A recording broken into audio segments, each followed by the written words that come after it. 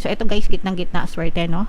This is good luck, good fortune. May mga positive changes na mangyayari sa inyo, especially sa negosyo, mga kapiksi.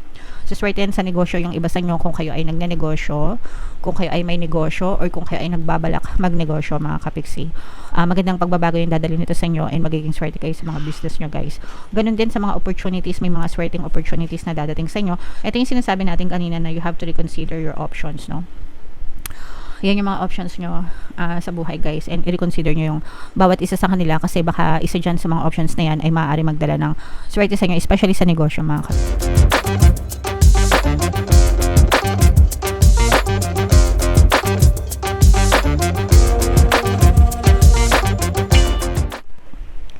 Hello guys, hello Libra, welcome back to Pinoy Pixie Tarot. Ang pamagat ng episode natin for tonight is second quarter kapalaran para ngayong April, May, June para sa Libra, Sun, Moon, Rising, Sign, and Venus. So, unahin natin tong deck na to, mga kapixie.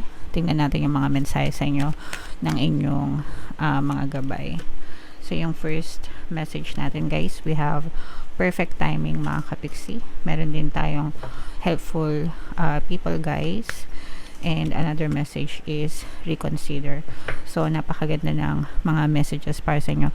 Ito yung tamang pagkakataon, guys. Actually, araw-araw naman dapat nagmamanifest kayo. Pero, pag sinabing perfect timing, divine timing, ibig sabihin, maaari kayong makita ng movement sa inyong physical reality ng mga bagay na minamanifest nyo, yung mga bagay na pinagdadasal nyo. So, parang nagbubukas, guys, yung pintuan, no?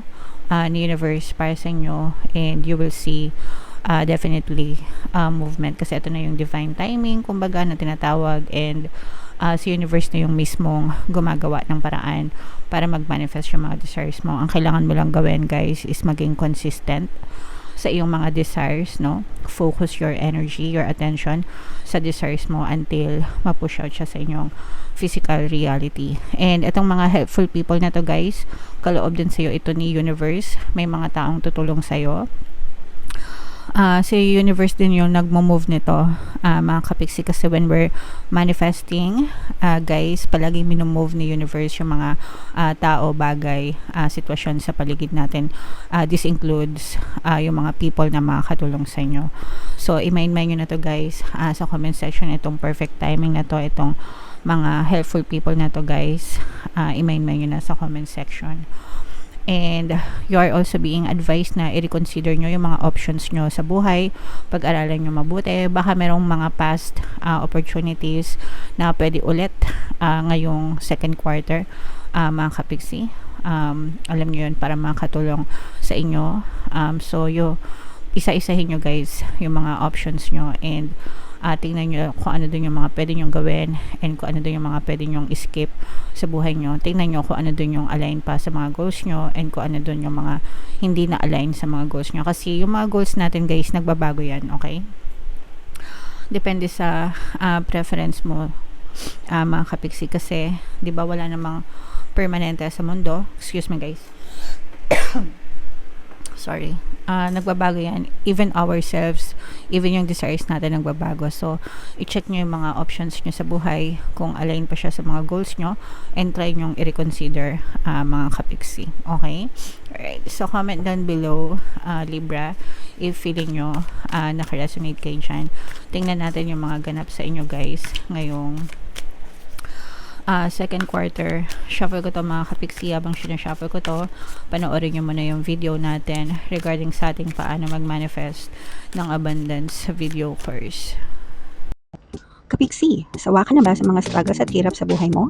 Masipag ka ba at masikap sa buhay ngunit hindi ka pa rin umaasenso? Ilang beses ka na bang nag-attempt mag-negosyo at mag-invest pero palagi ka pa rin nalulugi? Sa pagkakataon na ito ay maaaring may subconscious beliefs ka na nagiging balakid sa iyong pag-unlad at pagyaman. Introducing, paano mag-manifest ng abundance video course. Dito ay matututunan mong ma-overcome ang mga balakid mo para tuluyan ka ng umunlad, umasenso, sumagana, maging matagumpay, successful at maswerte sa iyong kabuhayan, pera, trabaho, negosyo sa lapi at kaperahan ng bonggang-bongga. Dali, mag-send na ng email sa pinoypixie@gmail.com at simulan na ang iyong pagyaman ngayon. Alright, so sa lahat ng gusto mag-avail ng course guys, naka-flash sa screen nyo. Una, meron tayong paano mag-manifest ng abundance video course. Meron din tayong paano mawala ang third party at magkaroon ng harmonious na relationship. And meron din tayong email coaching, manifest your desires using the law of attraction. So sa mga interesado guys, mag-send lang kayo ng email sa pinoypixietaro@gmail.com. So, Libra guys, kayo ay represent ng Queen of Swords. Meron ditong presence ng fire sign, Aries, Leo, Sagittarius, at saka earth signs, Capricorn, Taurus, Virgo. For some of you, maaring may mga ganyang element kayo sa inyong natal chart, or you may be dealing with other people. Tsaka water sign pala guys, sorry. Cancer, Pisces, Scorpio. So, yeah. And ito guys, nakikita natin yung sinasabi natin na perfect timing, mga kapigsi, no? This is the perfect time for you to realize na yung desires nyo, yung mga dreams nyo guys, talagang the universe will answer, no? Ibig sabihin, your prayers will be heard, your prayers will be answered, mga kapigsi, no? Kumbaga, nakikita nyo ba to guys? Parang piniping nyo si universe. Parang text, di ba? Pag nagte-text kayo, nagsisend kayo ng message, parang nasasend sa kanya, no? Nasasend yung message nyo dun sa taas. That is through prayers and affirmations, mga kapigsi. So, just keep on praying and keep on persisting, guys. 911 natin yung prayers sa taas, mga kapigsi, no? And, ang maganda dyan, di mo kailangan mag-load, di mo kailangan ng subscription. Libre yan. And, anytime within the day, mga kapigsi, no matter how many times you pray, the more, the better, di ba? Kasi, you're always sending the message to the universe. And, naririnig yan, mga kapigsi. So, be hopeful na talagang yung mga prayers nyo ay didinggan ngayong second quarter ng 2025, mga kapigsi. Nakikita rin natin na for some of you may mga relationship na na-fix guys, no? And for some of you parang nagkakaroon kayo ng peace of mind, kapayapaan when it comes to your relationship guys. Okay? So nabibuild yung magandang connection, hindi lang sa romantic relationship guys, but relationship in general, excuse me. Love, romantic, non-romantic, sa family, sa friends, sa neighbors, sa mga kakilala, nakikita natin na parang nagbibuild kayo ng connection or reconnection with them, mga kapigsi. And someone will approach you, merong mag-a-approach sa inyo, mga kapigsi. So, tingnan natin kung makikita natin kung ano yung intention na to, but merong magko-communicate sa inyo, probably somebody from your past, or pwedeng matagal mo nang hindi nakakausap. So, magkakaroon kayo ng communication with this person, guys. I'm sensing na parang matagal na itong nawala sa buhay mo. Pwedeng nag-abroad ganyan. Pwedeng ka mag-anak na nag-abroad. Tapos, parang magre-reconnect kayo, guys. So, yeah. Abangan nyo yan. Bali, 3 beses tayo maglalatag ng spread, guys. Isa for April, isa for May, isa for June. Pero, anytime, sa loob ng second quarter, pwede nyo itong ma-experience, mga kapigsi. So, dito mayroong presence ng fire signs, Aries, Leo, Sagittarius. Again, maaari may fire element kayo sa inyong natal chart, or you may be dealing with a fire sign. So, ito guys, gitnang-gitna, swerte, no? This is good luck, good fortune. May mga positive changes na mangyayari sa inyo, especially sa negosyo, mga kapigsi. So, swerte yan sa negosyo, yung iba sa inyo kung kayo ay nagnenegosyo, kung kayo ay may negosyo, or kung kayo ay nagbabalak magnegosyo, mga kapigsi. Magandang pagbabago yung dadalhin nito sa inyo, and magiging swerte kayo sa mga business nyo, guys. Ganun din sa mga opportunities, may mga swerteng opportunities na dadating sa inyo. Ito yung sinasabi natin kanina na you have to reconsider your options, no? Yan yung mga options nyo sa buhay, guys, and i-reconsider nyo yung bawat isa sa kanila, kasi baka isa dyan sa mga options na yan ay maaari magdala ng swerte sa inyo, especially sa negosyo, mga kapigsi. Although hindi lang naman sa business, guys, no, pero highlighted yung mga negosyante. Pero kung hindi naman kayo negosyante, guys, let's say for example investor kayo or employee, ganyan, the effect could be the same, mga kapigsi, no? Highlighted lang talaga yung mga energy ng nagbe-business, mga kapigsi. So, i-mind nyo na yan sa comment section, guys. Mind, swerte sa negosyo, magagandang pagbabago, maraming offers, maraming opportunity. And for some of you guys, nararamdaman natin na kung kayo ay hiwalay sa mga kamag-anak nyo, mga kapigsi, no? Maaari kayong kainin ng homesick, mga kapigsi, homesickness. Yung mga kapigsi natin na OFW, guys, parang feel ko miss na miss nyo na yung mga person nyo, guys, or mga pamilya nyo, mga kapigsi.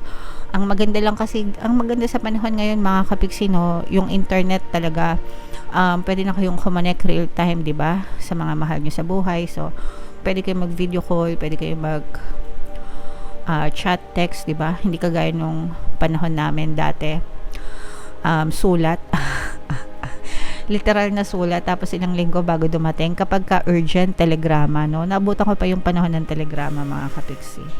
So, kaway-kaway sa mga old school na kapanahonan ko. Comment down below guys if naabutan nyo yung mga telegrama days. Okay?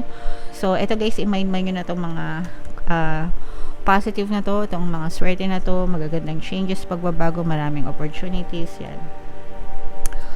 So, wag kalimutang i-mind sa comment section.